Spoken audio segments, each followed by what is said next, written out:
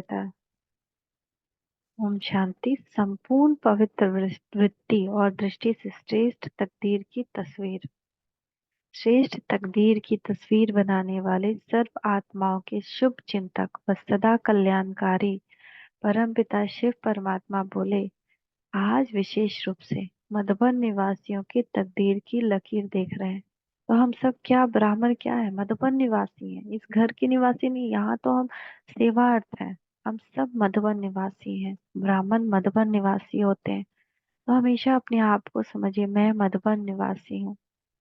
हर एक श्रीमत के अनुसार व बाप दादा की पालना के अनुसार अपनी अपनी तकदीर की लकीर बना रहे हैं। क्या अपनी तस्वीर को सदैव दर्पण में देखते रहते हो?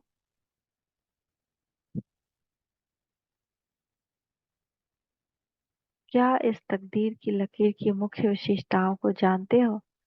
स्थूल तस्वीर व चित्र बनाने वाले जानते हैं कि इस चित्र की वैल्यू किन किन विशेषताओं के आधार पर होगी।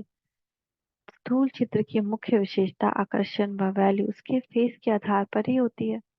कोई भी चित्र को देखेंगे तो सबकी नजर पहले उसके चेहरे अर्थात फेस पर ही होगी। हर चित्र के नैन चैन देखते हुए ही उन चित्रों की वैल्यू की जाती है। वैसे भी इस तकदीर की तस्वीर की वैल्यू मुख्य किन बातों पर होती है, उसकी मुख्य क्या विशेषताएं हैं? अगर कोई की तकदीर को तस्वीर देखेंगे तो क्या विशेषताएं देखेंगे? एक मुख्य विशेषता यह देखी जाती है कि तकदीर की तस्वीर में क्या स्मृति पावरफुल है, अर्थात सदा स्मृति स्वरूप है। पहली बात, आत्मिक स्मृति है कि नहीं, सदा स्मृति स्वरूप है। तो तकदीर की तस्वीर हम बन देख रहे हैं। तो जब तकदीर की तस्वीर में ये सारी बातें होंगी तो तकदीर क्या होगा, श्रेष्ठ होगा। तो क्या सदा स्मृति स्वरूप है, पहला। दूसरा, दूसरी बात, क्या भाई भाई की वृत्ति सदा कायम रहती है? किसी को भी देखें, ये मेरा आत्मा भाई है, ये मेरा आत्मा भाई, ये मेरा आत्मा भाई। तीसरी, क्या रूहानी अर्थात संपूर्ण पवित्र दृष्टि है? कुछ भी गलत ना दिखे किसी, कोई आत्मा का क्या भी हो, लेकिन मेरी दृष्टि में वो आत्मा पवित्र है, वो आत्मा डायमंड है। और अब मेरी दृष्टि में मैं भी आत्मा श्रेष्ठ हूँ, मैं मेरे अंदर भी कोई विकार नहीं। तो ये संपूर्ण पवित्र दृष्टि, मूल में ये तीनों ही बातें हैं, स्मृति, वृत्ति और दृष्टि। आत्मिक स्मृति, भाई भाई की वृत्ति और पवित्र दृष्टि। इन तीनों विशेषताओं के आधार से ही दिव्य गुणों का श्रृंगार व चमक, झलक और फलक तस्वीर में दिखाई देता है। अगर ये तीनों ही बातें युक्ति युक्त व श्रेष्ठ हैं और यह यथार्थ है, तो ऐसी तकदीर की तस्वीर ऑटोमेटिकली स्वतः सर्व आत्माओं को अपनी तरफ आकर्षित करती है। जैसे स्थूल नेत्रों के नयन चैन रास्ता चलते हुए आत्मा को भी अपनी तरफ आकर्षित कर देते हैं, ऐसे ही यह तकदीर की तस्वीर भी सर्व आत्माओं को अपनी रूहानी दृष्टि व सदा स्मृति और वृत्ति से अपनी तरफ आकर्षित जरूर करती है। जिसे स्थूल चित्र देहधारी बनाने में अर्थात देह अभिमान मिलाने के निमित्त बन जाते हैं, न चाहते हुए भी आकर्षित करते हैं। कच्चे ब्राह्मणों को व देह अभिमानी बनने के पुरुषार्थियों को भी आकर्षित कर देह अभिमानी बना देते हैं। जो ही फिर कंप्लेंट करते हैं कि रास्ता चलते चलते चैतन्य चित्र व जड़ चित्र देखते हुए आत्म अभिमानी से देह अभिमानी बन जाते हैं।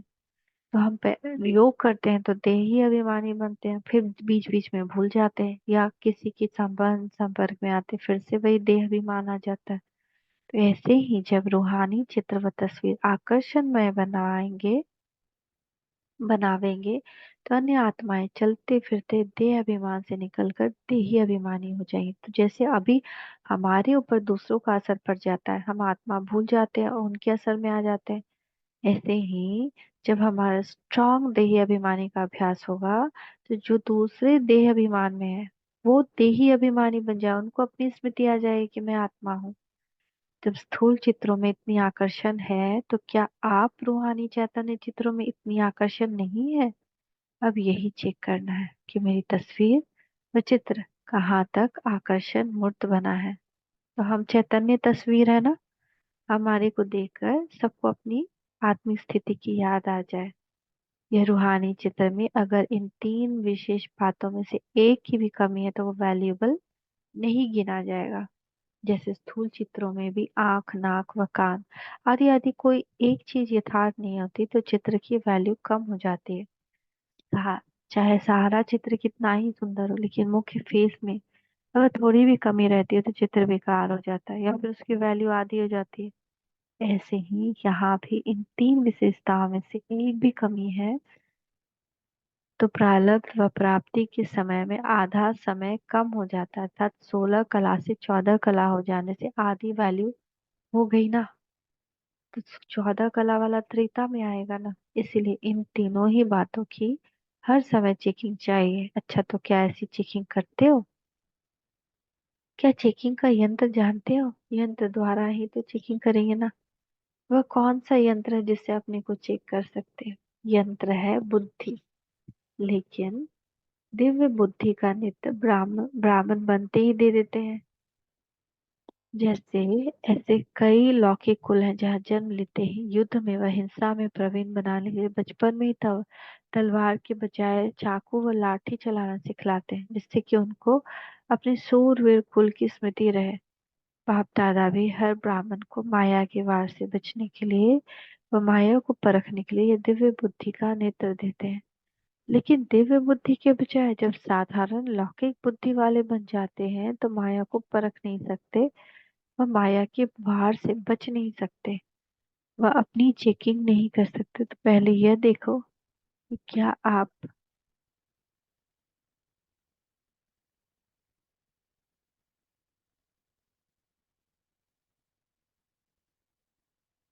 क्या अपना दिव्य बुद्धि नेत्र अपने पास कायम है?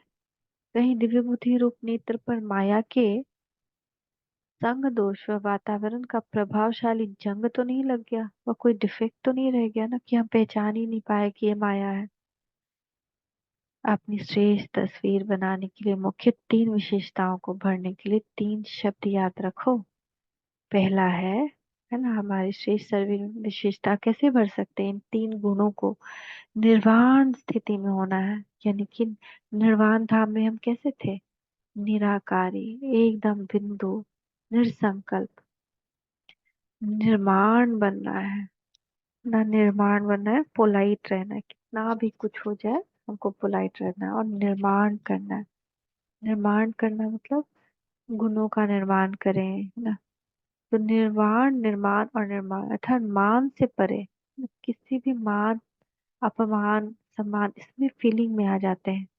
तो तीन शब्द स्थिति में रखो तो तस्वीर, तकदीर की तस्वीर आकर्षण में बन जाएगी। चलते चलते इन तीनों बातों की कमी हो जाती है।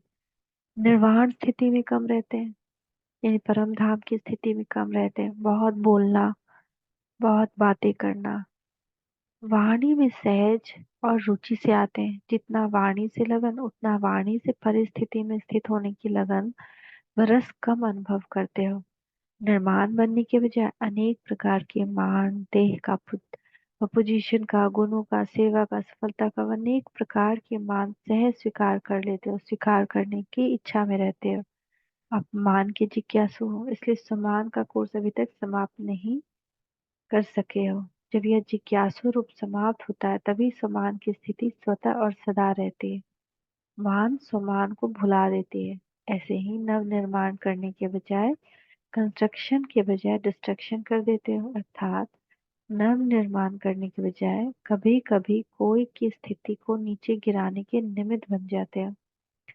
सदैव कर्म में हर संकल्प में चेक करो कि यह संकल्प, यह बोल, यह कर्म क्या नव निर्माण के निमित्त है? ऐसी स्टेज रखने से सब विशेषताएं स्वतः ही आ जाएंगी। यह है वर्तमान समय पुरुषार्थ को तीव्र करने की युक्ति।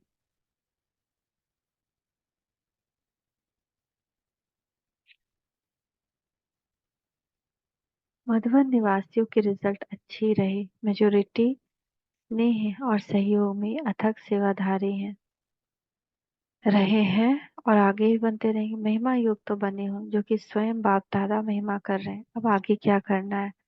मधुबन निवासियों सब आत्माओं को विशेष व्रत लेना चाहिए। कौन सा व्रत? यही लेना है कि हम सब एक मत, एक ही श्रेष्ठ वृत्ति, एक ही रूहानी दृष्टि और एक रस अवस्था में एक दूसरे के सहयोगी बन, शुभ चिंतक बन, शुभ भावना और शुभ कामना रखते हुए और अनेक संस्कार होते हुए भी एक बाप समान सतप्रधान संस्कार और स्व के भाव में रहने वाला स्वभाव बनाने का किला मजबूत बनावेंगे। यह है व्रत।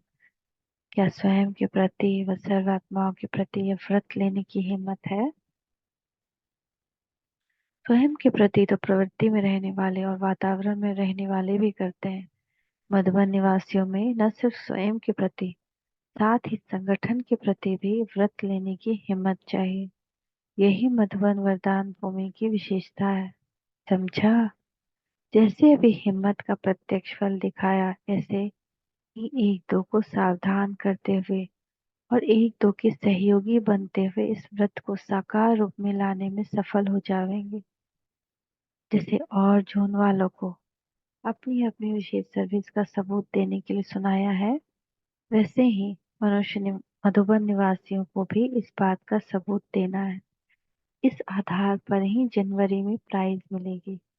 इतने समय में सबूत देना मुश्किल है क्या? साकार रूप द्वारा, अव्यक्त रूप द्वारा शिक्षा और स्नेह की पालना कितने समय ली है। पालना लेने के बाद अन्य आत्माओं की पालना करने के निमित्त बन जाते हैं। क्या ऐसी पालना करने के निमित्त बने हो या अभी तक लेने वाले हो? अभी तो पुरानों को आने वाले नए बच्चों की पालना करनी चाहिए, अर्थात अपनी शिक्षा स्वरूप द्वारा स्नेह द्वारा उनको आगे बढ़ाने में सहयोगी बनना चाहिए और इस कार्य में दिन रात बिजी रहना चाहिए। यह अव्यक्त पाठ भी विशेष नयों के लिए है। पुरानों को तो अब बाप समान बन नई आत्माओं के हिम्मत और उल्लास को बढ़ाना है। जैसे बाप दादा ने बच्चों को अपने से भी आगे रखते हुए अपने से भी ऊंचा बनाया, ऐसे ही पुरानों का कार्य है नयों को अपने से भी आगे बढ़ाने का सबूत दिखाना और सर्व शिक्षाओं को साकार स्वरूप में दिखाना। पालना का प्रैक्टिकल रूप रिटर्न रूप में देना है। अच्छा, ऐसे सबूत बच्चे अपनी तकदीर की तस्वीर अपनी धारणाओं द्वारा दिखलाने वाले, सदा मूल मंत्र और यंत्र को कर्तव्य में लाने वाले बाप दादा के समान हर सेकंड